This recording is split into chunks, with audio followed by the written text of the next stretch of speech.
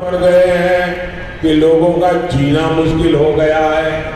ऐसी विश्वासघाती कांग्रेस क्या आपका भला कर सकती है? మిత్రులారా, కాంగ్రెస్ పార్టీ తెలంగాణ కోసం బలిదానం చేసిన వాళ్ళ కుటుంబ సభ్యులకి పెన్షన్ ఇస్తానని వాగ్దానం చేసింది. ఆ వాగ్దానం పూర్తయిందా? అదేవిధంగా కాంగ్రెస్ 250 గజాల భూమిని ఇస్తానని చెప్పి కూడా, స్థలాన్ని ఇస్తానని చెప్పి కూడా వాగ్దానం చేసింది.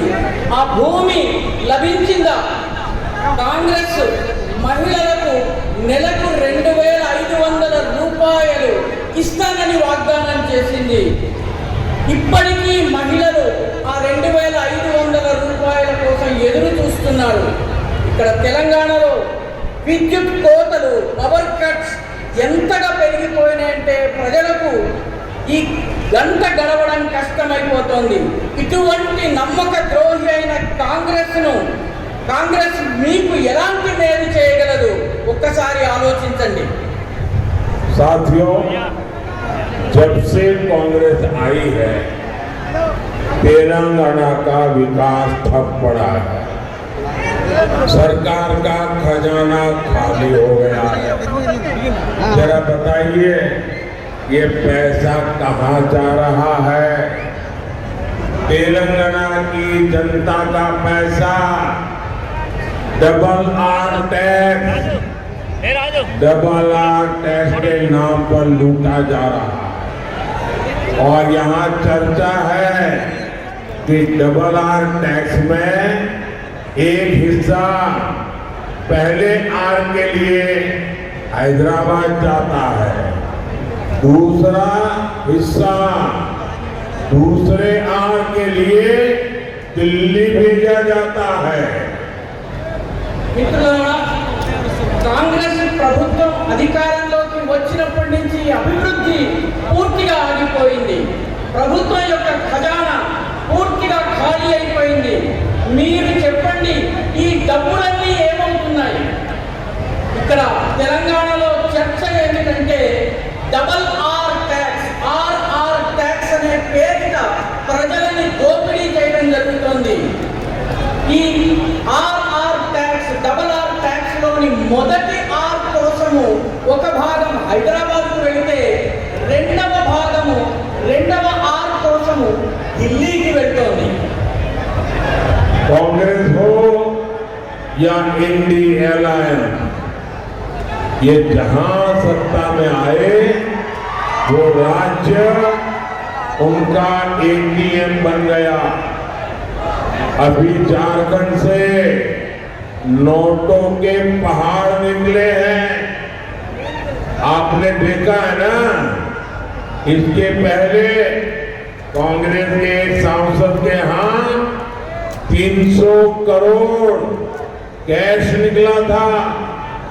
और जब मोदी इनके ब्लैक मनी, इनके करप्शन पर कार्रवाई करता है तो ये मोदी को गाली देते हैं। కాంగ్రెస్ కావచ్చు లేదా ఇండియా అలయన్స్ కావచ్చు, ఈ రెండు ఏ రాష్ట్రంలో అధికారంలోకి వచ్చాయో ఆ రాష్ట్రం ఈ పార్టీల కోసం ఏటీఎంగా మారిపోతుంది. ఈ మధ్య జార్ఖండ్లో నోట్ల కట్టల గుట్టలు బయటపడ్డాయి. దీన్ని మీరు చూసే ఉంటారు. అదేవిధంగా ఇంతకు ముందు ఒక కాంగ్రెస్ ఎంపీ గారి ఇంట్లో 300 కోట్ల రూపాయల క్యాష్, నగదు బయటపడింది. మోదీ వీళ్ళ దగ్గర ఉన్నటువంటి నల్లధనాన్ని, బ్లాక్ మనీని, వీళ్ళ అవినీతిని అంతం చేసేందుకు చర్యలు తీసుకుంటే వీళ్ళందరూ మోదీని విమర్శిస్తూ ఉంటారు. साथियों, कांग्रेस के लिए देश का संविधान कोई मायने नहीं रखता। बाबा साहब आंबेडकर ने खुद कहा था कि भारत में रिलीजन के आधार पर रिजर्वेशन नहीं मिलना चाहिए। लेकिन कांग्रेस ने कर्नाटका में बीसी आरक्षण काटकर मुस्लिमों को दे दिया है।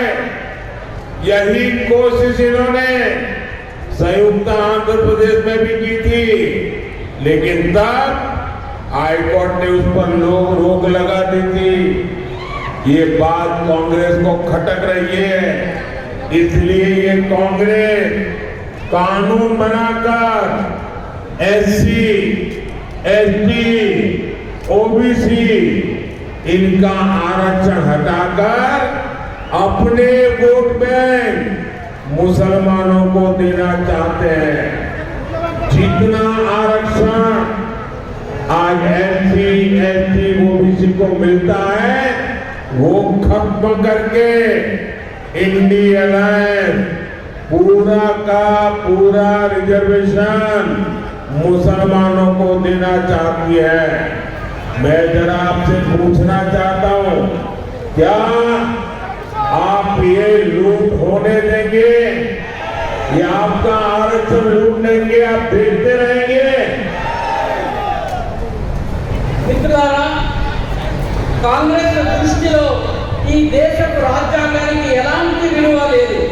బాబాసాహెబ్ అంబేద్కర్ స్వయంగా మతం ఆధారంగా రిజర్వేషన్లు ఇవ్వకూడదని చాలా స్పష్టంగా చెప్పారు.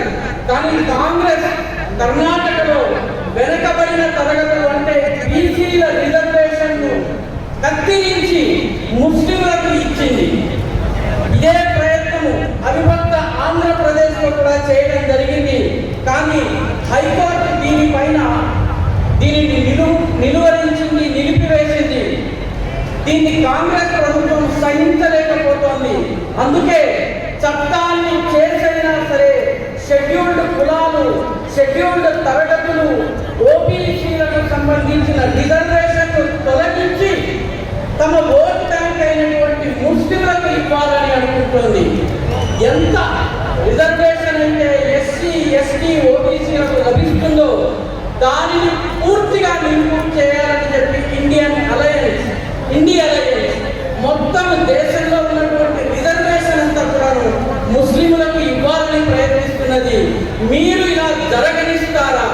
రిజర్వేషన్లను తొలగించడాన్ని మీరు అంగీకరిస్తారా?